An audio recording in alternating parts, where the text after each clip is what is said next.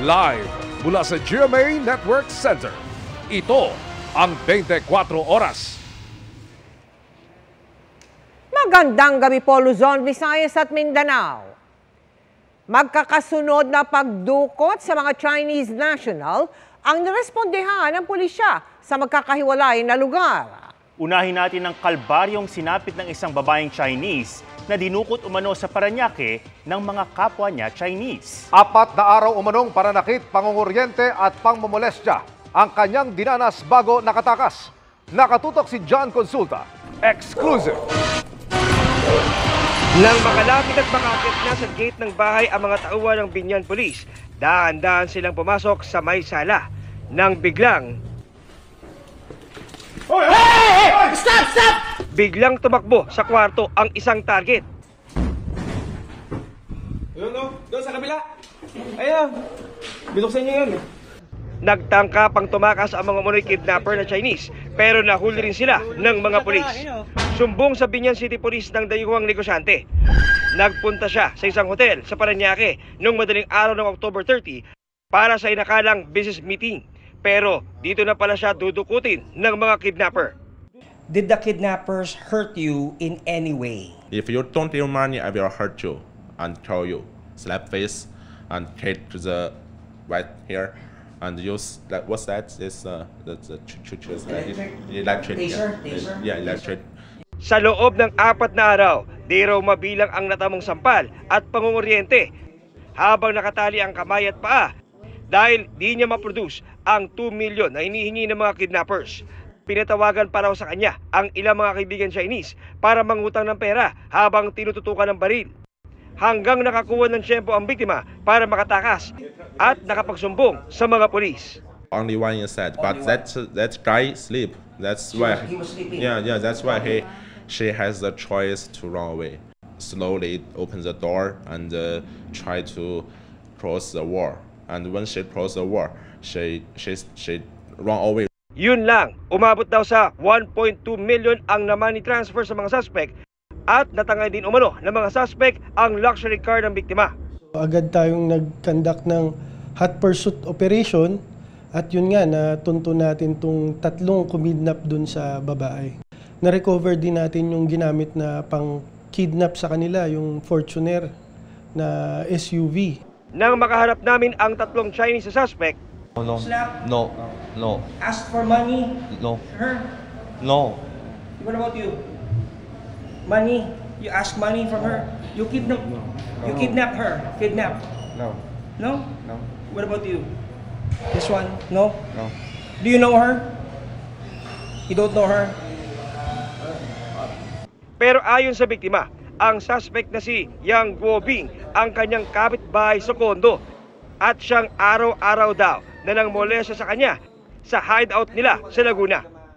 Unang-una, kidnapping, grave coercion, dahil base sa statement ng biktima, hinalikan siya. So may acts of lasciviousness, illegal possession of firearms, tsaka at the same time, extortion na rin. At yung carnapping. Para sa GMA Integrated News, John Consulta, nakatutok 24 oras.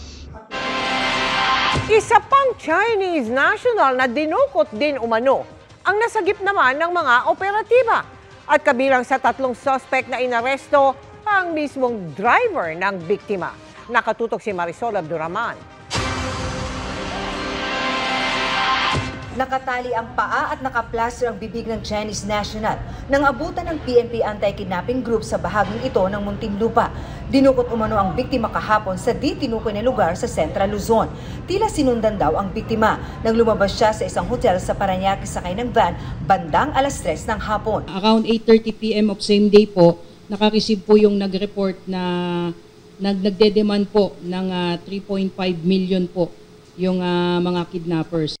Habang nagpapatulong para sa ransom sa isang kaibigan, ay itinimbre ng huli ang krimen sa Parañaque Police na agad namang nag-report sa PNP Anti-Kidnapping Group. Immediately dispatch personnel to conduct tracking and operation doon sa area. Sa isa sa mga dinaanan na lugar ng biktima, naaresto ang 3 suspect, kabilang ang mismong driver ng dinukot. Maring na-profile niya, no? being the driver, na profile niya yung kakayanan nung boss niya. And then natukso siya. Posible raw na wala nang kinabibilangang kidnapping group ang tatlong suspect. Isang tinitingnan nating anggulo, no? Kung may involvement itong mga arrested Filipino kidnappers na ito sa mga previous cases namin na na-handle at saka dito sa mga currently na hinahandle pa namin.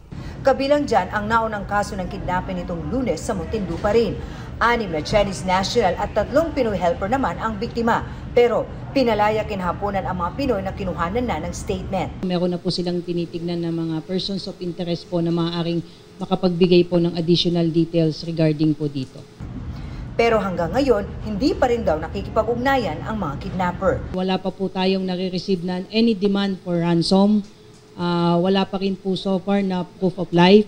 Nakikipag-ugnayan na raw ang mga otoridad sa Chinese Embassy para ipaalam sa mga kaanak ng mga biktima ang nasabing insidente. Para sa GMA Integrated News, Marisol Abduraman, nakatutok 24 oras. Agad nag-opisina matapos manumpa ang bagong kalihim ng Agriculture Department. Pangunahing utos sa kanya ng Pangulo pagkontrol sa pagmahal ng ilang produkto. Kilalanin siya sa pagtutok ni Ian Cruz at Ivan Mayrina. Nanumpa ng kalihim ng Department of Agriculture ngayong araw si Francisco Kiko Chulaurel Jr. Siya ang humalili kay Pangulong Marcos na 1.5 taon ding pinamunuan ang DA. Si Chulaurel ay miyembro ng Private Sector Advisory Council at naging presidente ng Frabel Fishing Corporation at Agusan Power Corporation. Nagsimula siya sa pangingisda, ngunit na yung mga iba't ibang panig ng agrikultura ay napasukan na niya. Kaya nauunawaan niya hindi lamang kung ano yung problema, kung hindi ang mga solusyon. Yung tinatawag ng mga expert, ng mga professional, ay kilala na niya at madali niyang lapitan para magtulungan, para nga mabigyan, matugunan at mabigyan ng solusyon ang mga problema sa larangan ng agrikultura. Pangunahing adhikain ko ang pagtiyak na sagana ang ating ani at siguraduhin ito ay nakakarating sa hapag ng bawat Pilipino. Layunin ko na tiyakin na may sapat at masustansyang pagkain na mabibili ang ating mga kababayan sa tamang halaga. Uupo si Secretary Chulaurel sa Department of Agriculture sa gitna na nagtataas ang presyo ng mga pangunahing agricultural commodities tulad ng bigas, asukal, sibuyas at kamakailan, patatas. Ang pagtugon sa nagtataas ang presyo, ang pangunahing utos ng Pangulo sa kanya. Bring control of the prices of all the agricultural commodities that are going up. At tinatamaan tayo ng, yun na nga, yung napag-usapan ko, climate change. Alam nyo na lahat yung swine flu, alam nyo na lahat yung avian flu na tumatama sa atin. Kaya yan ang una natin in the immediate term. Importanteng buo ang departamento sa isang goal, no, which is basically modernization at increase of production. Yan ho ang marching orders natin ni Presidente at yung mga plano ni Presidente i-implement namin to the letter. May pangako rin ang bagong kalihim sa mga mangingisda at magsasaka. Malapit sa puso ko ang mga kapatid nating magsasaka at mangingisda. Dahil personal kong natunghayan ang mga hirap at pangarap nila. Bukas ang aking tanggapan para sa inyong lahat. Handa akong makinig at makatrabaho kayo. Kababata at kaibigan ng Pangulo si Chulaurel Jr. na base sa dokumentong ito mula sa COMELEC ay isa rin sa mga pangunahing campaign contributor ng Partido Federal ng Pilipinas nang tumakbo sa ilalim nito ang Pangulo noong 2022. Bago magtanghali, dumating sa central office ng DA ang bagong kalihim. Pagkatapos ng pulong, sinabi ng kalihim na informative ang naging pakikipag-usap niya sa mga taga-DA. Sinagot din niya ang puna ng iba na may conflict of interest ang pagkakatalaga sa kanya sa DA dahil sa negosyo ng kanyang pamilya. Well, nag-divest na ako actually. Ang iba't ibang grupo nagbigay ng pahayag sa appointment ni Chulaurel. Sabi ng Pamalakaya, maraming kailangang ipatupad na reforma ang bagong kalihim, partikular ang pag-alis ng maluwag daw na importasyon ng agri-fisheries products. Ang grupong Sinag naman, umaasang mapataas niya ang local production at gawing last resort na ang pag-angkat ng mga produktong pang-agrikultura. Suportado naman ng Philippine Association of Meat Processors Inc. o PAMPI at Federation of Free Farmers ang appointment ni Chu Laurel. Para sa GMA Integrated News, Ian Cruz at ako si Ivan Mayrina. Nakatutok kami 24 oras. Usapang agrikultura pa rin, simula na ang pagbabawal sa pangingisda ng galunggong sa Palawan. Susundan niya ng close fishing season sa iba pang lugar. Ang epekto sa supply sa palengke, alamin sa pagtutok ni Bernadette Reyes. Masarap pa naman daw sana kung sariwa, pero frozen lang ang galunggong na meron sa pwestong ito sa Litex Market sa Quezon City. Kaya lang, walang choice. Wala po walang mabiling sariwa Ayon sa mga nagtitinda, madalang ang supply ng sariwang galunggong ngayon. At kung may mabibili man, mahal. Wala talagang baba ang mga lancha sa Boulevard. Karamihan talaga doon, frozen. Wala pong bagong huli ng isda. Paliwanag ng Bureau of Fisheries and Aquatic Resources, nagsimula na ang close fishing season o pagbabawal ng pangingisda ng galunggong sa Palawan hanggang Enero. Sa November 15 naman ay magsisimula na rin ang close fishing season sa Visayan Sea para sa sardinas, herring at mackerel. At sa Zamboanga Peninsula para sa sardinas. Para magkaroon ng pagkakataon ng ating fish stocks na makapag-repopulate. Para mapunan ng supply at mapigil ang posibleng taas presyo, nag-aangkat ang Pilipinas ng hanggang 35,000 metric tons ng isda, tulad ng galunggong, mackerel, bonito at moonfish. Pero ititigil naman ang import pag fishing season na muli. Ayaw natin magkaroon ng competition sa pagitan ng local production at dito sa ating importation. Dahil scheduled naman, pinaghahandaan na raw ang close fishing season. Bago pa yan ay nag-iimbak na ang marami ng sardinas. Meron in standby na importation that is supposed to respond to about 70% of the expected decline in production, and then the remainder is supposed to be taken care of by the aquaculture sector. Ayon sa Bureau of Fisheries and Aquatic Resources, hangad raw ng pamahalaan na maging self-sufficient din ang Pilipinas sa isda. Kaya naman pinalalakas din daw ang aquaculture production ng mga isda gaya ng tilapia at bangus. Para sa GMA Integrated News, Bernadette Reyes, Nakatutok, 24 oras.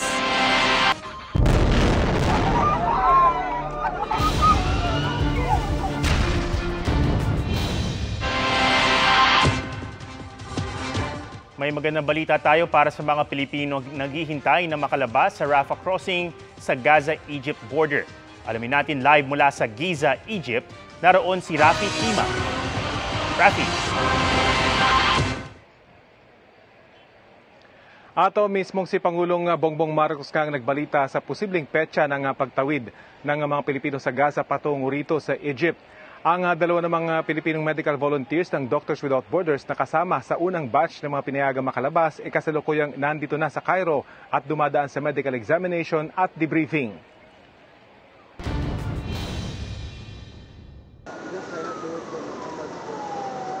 Maayos na ang lagay ng dalawang Pilipinong nakalabas ng Gaza nitong Miyerkules matapos ang halos 4 na linggo nilang pagtugon sa mga emergency cases doon bilang bahagi ng Doctors Without Borders.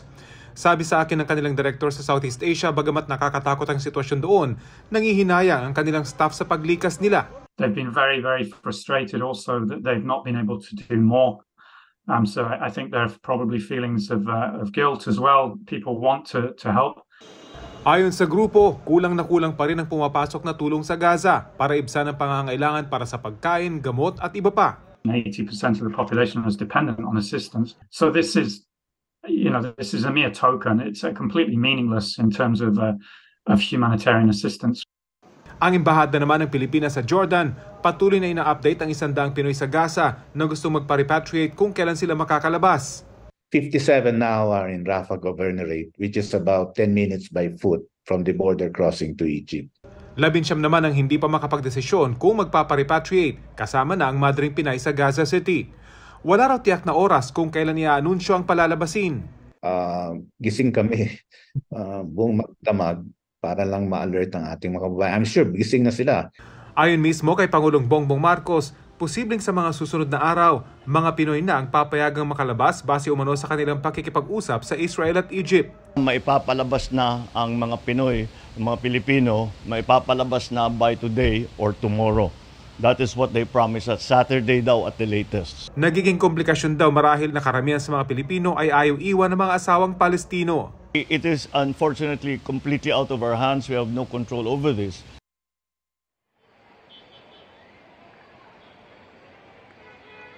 Ang magandang balita sa Gaza ayon sa ating embahada sa Jordan ay maayos yung kanilang linya ng komunikasyon ngayon sa mga Pilipinong naroon kahit tumitindi pa yung sagupaan sa pagitan ng Israeli Defense Force at Hamas kaya mabilis daw nilang naabisuhan ng ating mga kababayan.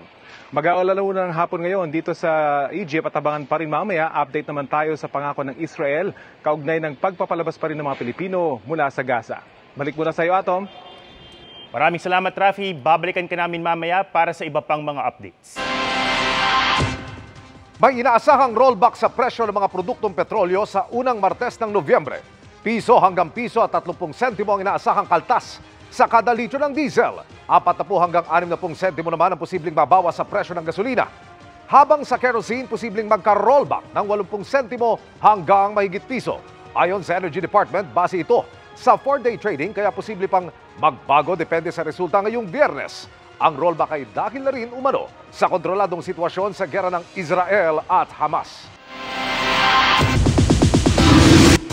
Good evening mga kapuso! It's official. Inirelease na ngayong araw ang long-awaited debut solo album ni BTS member Jungkook. But wait, there's more dahil may special collab exhibit din na ikakatawa ng kanilang Pinoy fans o ARMYs. Yan ang chika ni Katatibayan.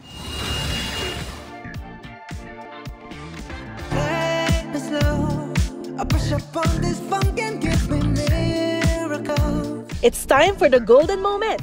Inirelease na ni South Korean superstar and BTS member Jungkook ang debut solo album niya entitled Golden. Sa official music video na lead track na Standing Next to You, ibinida ni JK ang kanyang smooth moves wearing an all-black outfit.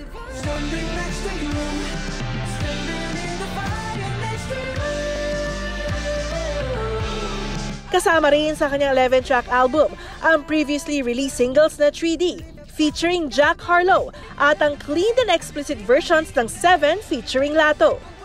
At kahit naka-temporary break as a group ang BTS, life goes on pa rin para sa ARMYs. Dinagsa ng Filipino fans ang Hype Insight BTS and James Jean 7 Faces exhibition sa isang mall sa Manila.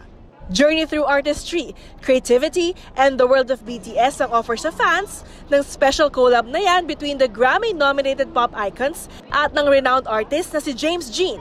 Well, we know that a lot of the ARMYs in the Philippines have been waiting for something like this to happen, and after so many years, we're really glad that BTS, in some way, in some shape and form, is finally in the Philippines. Even though nakahayato sila, I mean, yung iba is naka-enlist na, is we can still see them through these events. Na-capture yung talagang personality ng each member.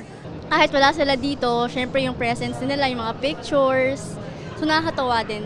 Open everyday ang exhibit hanggang December 3. Katatibayan updated sa showbiz happenings. Umabot na sa 15 ang nagreklamong nakaranas ng torture sa isang pogo sa Pasay na nag-ooperate umano bilang scam hub. 27 pulis naman ang sibak muna sa pwesto dahil sa umano'y kapabayaan kaugnay niyan. Nakatutok si Salima Refran.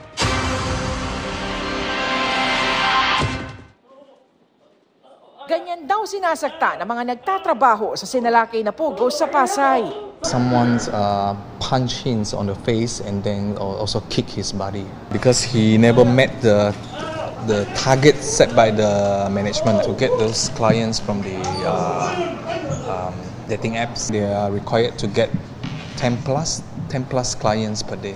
Ang dalawa, mga ahente raw sa pinapatakbong love scam. Naghahanap sila ng mga kliyente sa love scam, especially yung mga retired, yung mga pensyonado na mga lalaki. Kailangan ma-in love itong biktima nila for 5 days.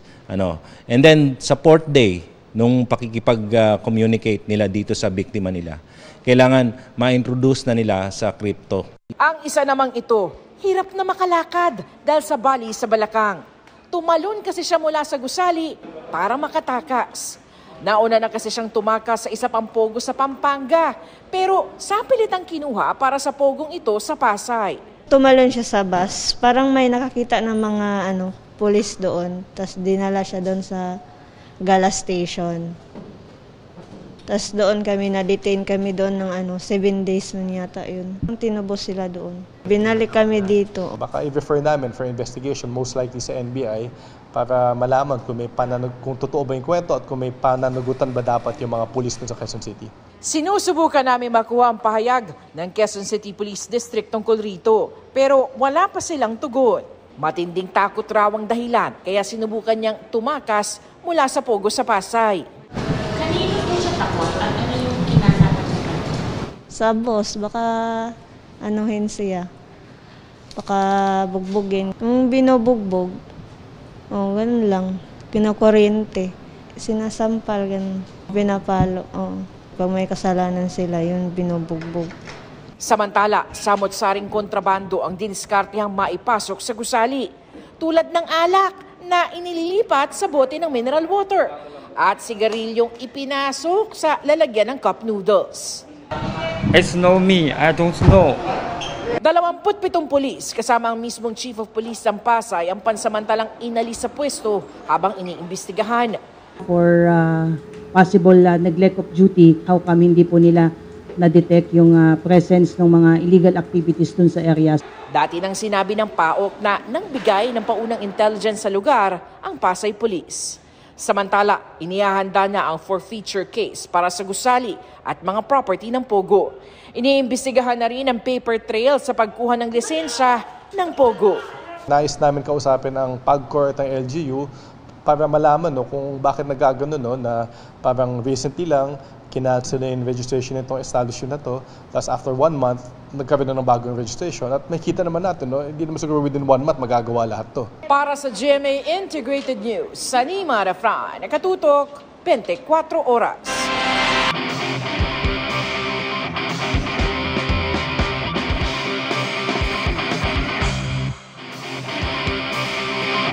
Umulan man o umaraw, masarap talagang humigop ng sabaw.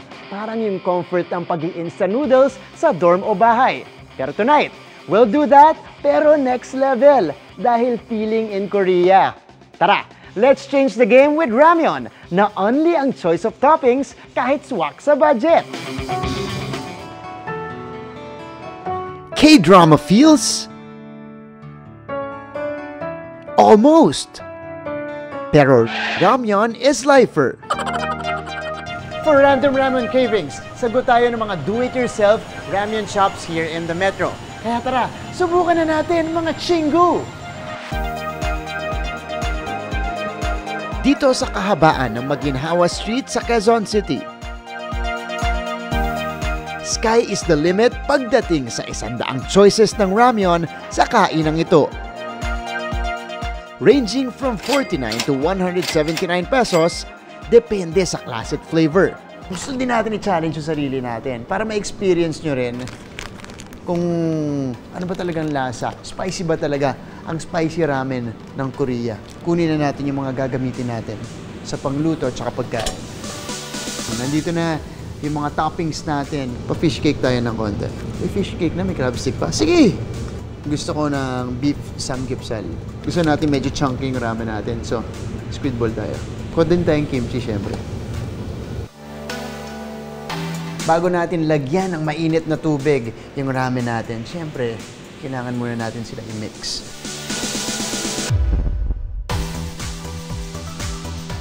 Time is up! 4 minutes is done. Luto na yung unang ramen natin. Now, it's time to eat. Babokja! Solid. Sarap. Anghang talaga siya. Ayun o. Nakikita nyo na, napawisan na tayo. Yung plus spicy. Itong ramen natin. Siyempre nag-iwan tayo ng konting room para sa cheesy ramen naman. Sarap. Lasa agad natin, siyempre yung cheese flavor na bagay dun sa soup natin. Solve na ako. From Maginhawa Street, open 24/7 naman ang make-your-own ramyeon sa establishment na ito sa kahabaan ng Timog Avenue. Maraming ramyun choices costing 40 to 100 pesos at variety of toppings na pwedeng pagpilian at balik-balikan. Masarap siya.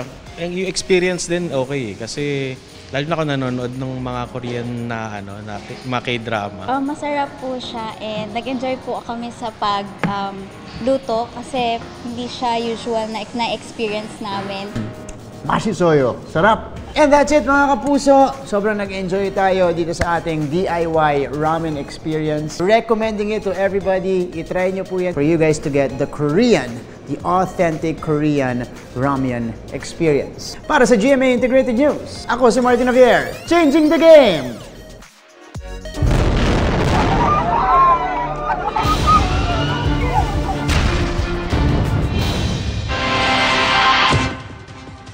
Balikan na natin si Rafi Tima para sa latest sa tensyon sa Gaza at Israel. Live pa rin siya mula sa Giza sa Egypt. Rafi? Salamat, Atom. Sa gitna ng patuloy na opensiba ng Israeli Defense Force sa Gaza, inaabangan ngayon ang resulta ng muling pagbisita sa Israel ni U.S. Secretary of State Antony Blinken. Ang panawagan ng Amerika, humanitarian pause sa gulo. Samantala mula Israel naman ay naiuwi na ang 12 sa 4 na Pilipinong nasawi sa Israel. At kaugnay niyan, live sa Parañaque, si Sandra Aguinaldo. Sandra? Yes, Rafi, bago nga mag-alas 3 ng hapon ay lumapag na sa NAIA ang eroplano na may dala sa labi ni Angeline Aguirre. At makalipas po ang 2 oras ay nakita ng kanyang pamilya sa unang pagkakataon ang kinalalagyan ni Angeline. Nagdadalamhati ang asawa at 2 kapatid ni Angeline Peralta Aguirre. Emosyonal din ang tiyahin ni Angeline na si Violeta, na anak na ang turing sa kanya dahil siya daw ang nagpalaki dito. Binigyan sila ng pagkakataon na pribadong makita sa unang pagkakataon ang kinalalagyan ng labi ni Angeline. Pagkatapos nito, inilipat na ang kanyang mga labi sa sasakyang maghahatid sa kanya sa Pangasinan. Ang kanyang pamilya, diretso na rin sa sasakyan para makasunod sa pagbiyahe ng kanyang labi sa Pangasinan. Si Angeline, 33 years old, ay nurse na nagtrabaho sa Israel bilang caregiver sa Israeli na si Nira, 70 years old. Pinatay si Angeline at Nira ng mga sumalakay na Hamas sa Israel noong October 7. Pinuri nga si Angeline ng Deputy Mayor ng Jerusalem at tinawag na bayani dahil hindi iniwan ang kanyang alaga hanggang sa huli. Overseas Workers Welfare Administration o OWA na ang mga kasiwa sa burol at libing ni Angeline, bukod pa sa paunang tulong pinansyal ng gobyerno. Meron ding malapensyon at panghabang buhay na tulong naman ang Israel sa mga naiwan ni Angeline.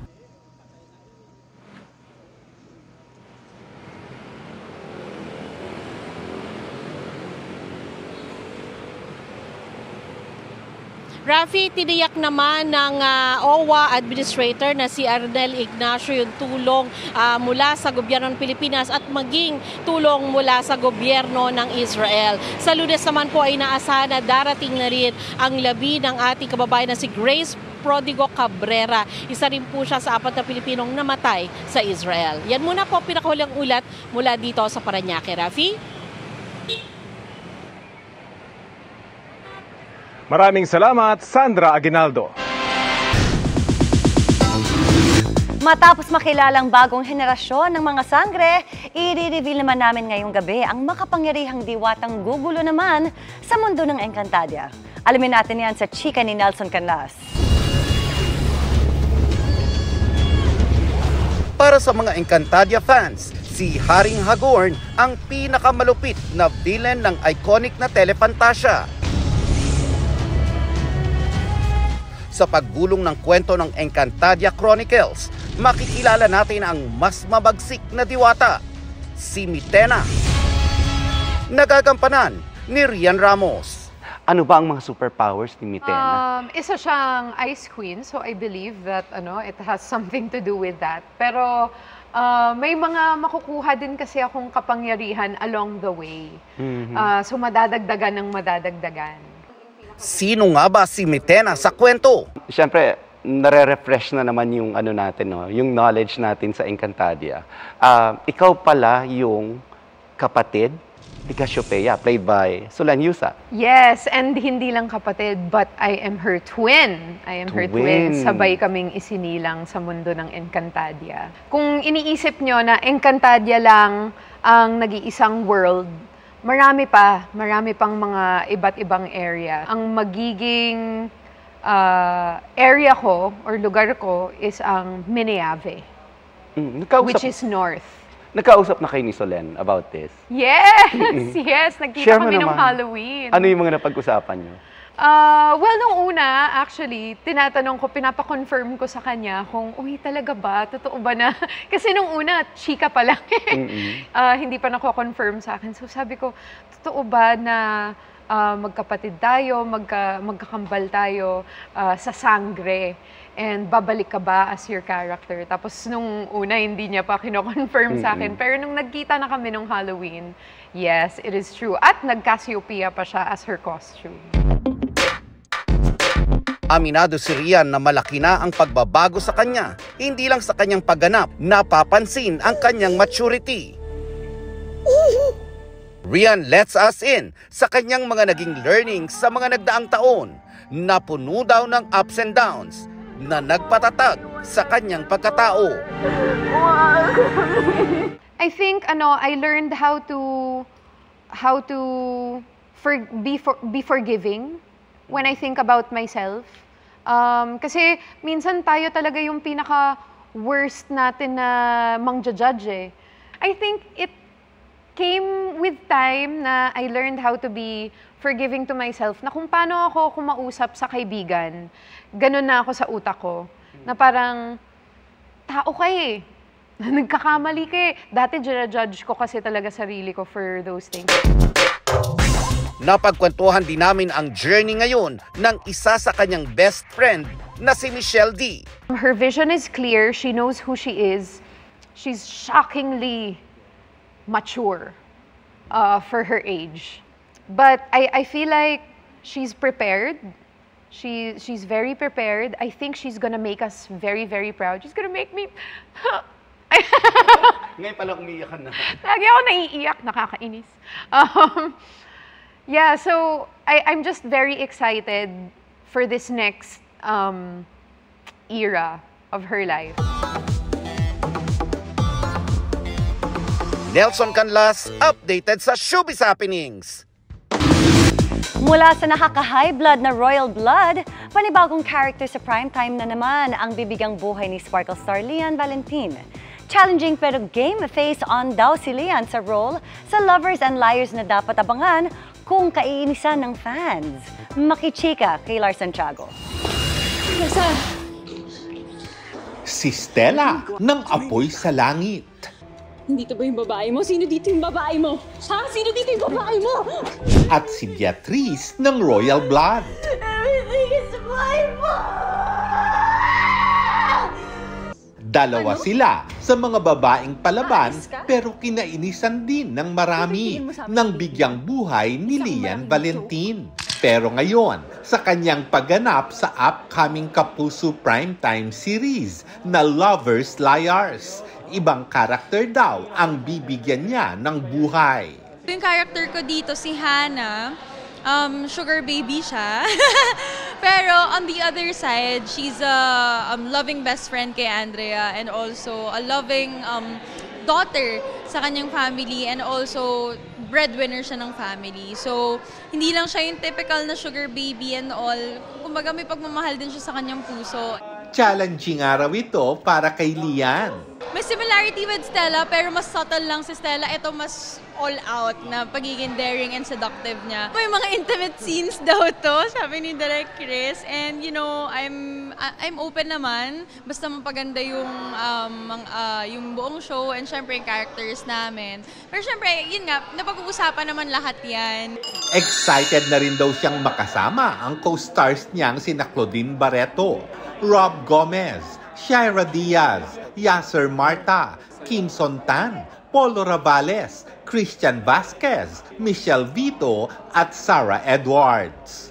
Pero habang naghahanda sa bagong proyekto, Buong-buo na rin daw ang plano ni Lian para sa buong Christmas season na ise-celebrate niya abroad. We're planning to go to Japan with family sa Sapporo, sa snow. I'm so excited kasi syempre first ko din tong travel with my family for Christmas. So alam mo yun, bagong kasal lang yung mom ko. So I have a stepdad and first time namin na as a whole family to travel. Lar Santiago, updated sa showbiz happenings. Full of dedication para sa kanyang role si Ruru Madrid, kahit behind the scenes ng action-packed series na Black Rider. At mas inspired pa siya ngayon, lalo at magsasama sila ulit ng itinuturing niyang tatay sa industriya na si Philip Salvador. Makichika tayo kay Katatibayan. Matapos sa mahigit isang dekada, muling nagkasama ang veteran action star na si Philip Salvador at ang primetime action hero na si Ruru Madrid para sa primetime action series na Black Rider. Tatay pa rin ang tawag ni Ruru kay Ipe. Nagkayakapan pa ang dalawa. Nagsilbing mentor noon ni Ruru si Philip sa Protégé The Battle for the Big Artista Break. Sinabi ko sa kanya noon, nung mag-third place siya, sabi ko, anak, hindi talaga para sa atin. Sabi kong ganon. Pero alam ni God, ikaw pinakamagaling. Pag nagkita tayo uli, I will tell you the same thing. Kung hindi siya ang pinakamagaling, hindi siya si Black Rider ngayon. Aminadong mapili sa project si Philip at matagal-tagal din bago gumanap mula sa isang action project. Pero hindi nagdalawang isip si Philip na tanggapin ang Black Rider, lalo pat makakasama niya si Ruru. Nagbibigay siya ng preparasyon para sa gagawin niya. Ganun naman dapat ang attitude eh. Hindi pwedeng gwapo ka lang parate. Lalo na kung papasok ka sa action. Hindi pwedeng gwapo ka lang. Kailangan meron kang alam. Kailangan alam mo yung gagawin mo. Noon pa man, sinasabi ko na talaga kay Tatay Ipe, sabi ko, Tay, gusto ko po talagang gumawa ng action. Pero sabi niya sa akin ng mga panahon, naku anak, wala pa maniniwala sa'yo, payat mo pa. Kaya yun, nagpursige po ako mag-workout, nag-training po talaga ako. Binisita ng GMA Integrated News ang taping ng Black Rider sa Tanay Rizal. Bago sumalang sa taping, nagpakondisyon ng katawan si Ruru. Nagbubuhat ng dumbbell at nag-arnis pa.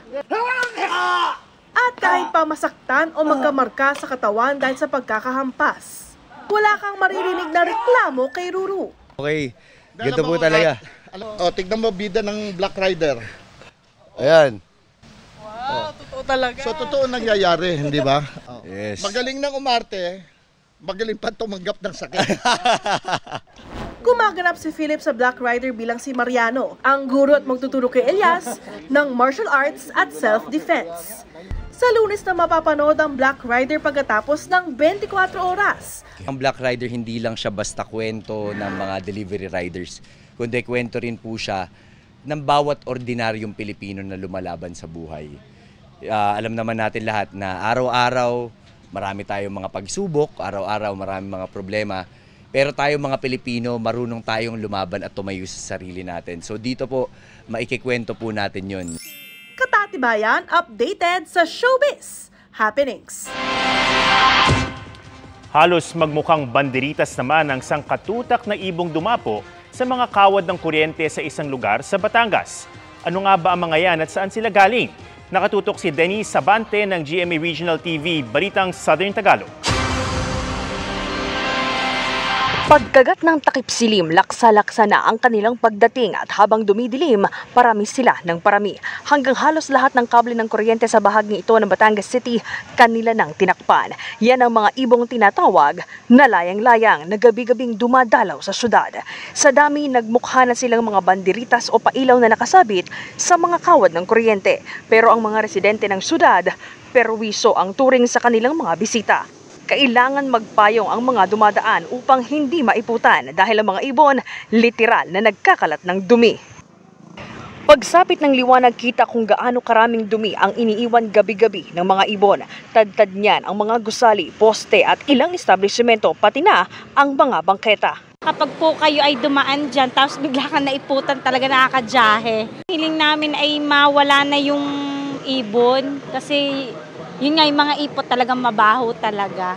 Pag umulan ho talaga ay mabaho talaga yung ipot. Nagtakpan na ho ng ilaw.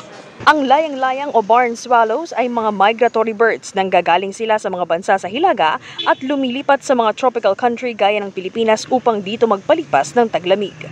Sabi ng Batangas City Environment and Natural Resources, regular daw ang ginagawa nilang paglilinis sa mga kalsadang nahuhulugan ng mga dumi ng ibong halos tumira na sa mga kawad ng kuryente. Dagdag pa ng Senro, napatunayan na rin umano sa isang research na hindi makakaapekto sa kalusugan ang amoy ng dumi ng mga ibon. Para sa GMA Integrated News, ako si Denise Abante ng GMA Regional TV, Balitang Southern Tagalog, nakatutok 24 oras. At yan ang mga balita ngayong Biyernes. Ako po si Mel Tiangco, mga kapuso. 52 days na lang, Pasko na. Ako naman si Atom Araulio para sa mas malaking misyon. Para sa mas malawak na paglilingkod sa bayan, ako po si Emil Sumangil. Mula sa GMA Integrated News, ang News Authority ng Pilipino. Nakatuto kami 24 oras. Para sa mas mahabang chikahan, visit and subscribe to GMA Integrated News on YouTube. At para sa mga kapuso natin abroad, samahan nyo kami sa GMA Pinoy TV at www.gmanews.tv.